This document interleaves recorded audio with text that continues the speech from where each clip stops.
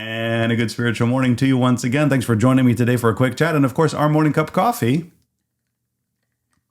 And as I said last time, I'm flying solo for a while. I don't know for how long. I had my wife, President Michelle, on for about a year. I think we've been doing videos since our 1,000th subscriber celebration last summer. So it's been about a year, and it's hard with scheduling. So I'm flying. You're stuck with me. I'm flying solo again for this video, and God knows how many more in the future. If you really want to see President Michelle come back, let me know in the comments. Although I don't think that that's going to put pressure on her to return if, our schedules just don't line up. It's hard to find the time every week to make 2 videos. But today I wanted to talk about something else that's happening right now. We're in the middle of Wimbledon. I'm a tennis fan. I played tennis in high school, varsity tennis. I've always loved tennis. I've watched tennis since the 70s. But it got me thinking about something as a metaphor again in the spiritual life. I'm thinking about what's in the news, what's happening. Wimbledon's going on right now. And the fortnight, right, as we call it. Well, fortnight's 2 weeks? And Grand Slam tournaments are always 2 weeks long. And it's interesting that someone was, one of the commentators or one of the coaches, one of these famous tennis guys, was talking about Wimbledon and saying, Wimbledon is notorious. So Wimbledon, again, is one of the 4 Grand Slam tournaments, I'm assuming we all know what Wimbledon is. Big tennis tournament in England. It's the one we play on grass. And he was saying Wimbledon is notorious for the top players being knocked out earlier. Like, it's notorious kind of for, you never know what's going to happen. Now, that being said, higher seed players, the number 1s and number 2s tend to make it through. But like defending champions can lose, your higher seed players can lose to lower seed players. And he said the reason for this is because it's too close to the French Open. So you just had the French Open, and then you only get 3 weeks, these tennis players, between the French Open and then what is essentially the English Open, which we call Wimbledon, the Open in England. It's not called that, but it's Wimbledon. And so they're going from a French final, which is clay court, and now they have to transition to grass. The grass court season sort of opens. And now they're playing a tournament and he's sort of saying 3 weeks is not enough time to recover. But they need to be in recovery time. And because of that, if you make it further into the French Open and you've played more matches and you kind of get to the final of it, then you've only got 3 weeks and now you're playing Wimbledon. Chances are you're going to lose earlier. It's harder to win Wimbledon.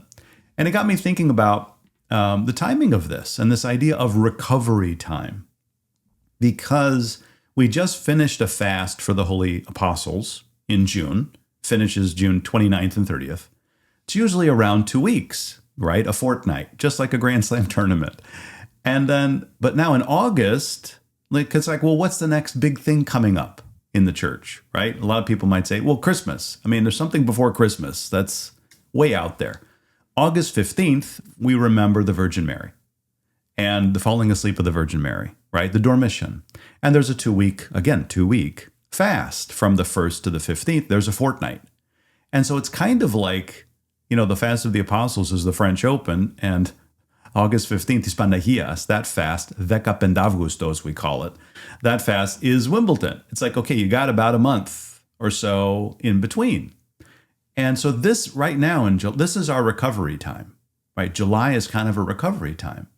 We should be thinking about prepping for the next tournament, so to speak.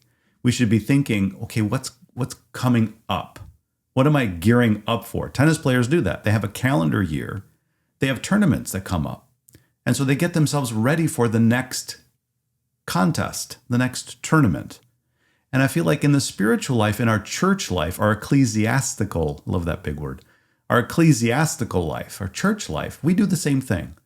We have tournaments all year long. And we have a tournament coming up now. We've got a Grand Slam coming up, right? And it's kind of funny, the parallels that I'm making. I know I'm stretching, but think about it. You've got Lent, you've got the fast for the apostles, you've got the fast for August, and you've got the Christmas fast. Happen to be 4 of them. There are 4 Grand Slam finals and tournaments in tennis also. It's kind of the same thing in a sense. You've got things coming up. You've got to gear up for them, prepare for them, get ready. So right now in July, we're kind of in recovery time and we're getting ready for the next tournament, which means, okay, well, Father, how do I get ready for a fast, right? I had to just do the fast. When it comes, like, okay, it's August 1st, I fast. Well, it takes a little bit more preparation for that if you want to be more successful. If you want to get deeper into the draw and play better, you prepare better. If you want to do better in the tournament. So it's kind of like the same thing. Right now, we should be fasting Wednesday and Friday. We should be doing something. We should be trying to pray a little bit.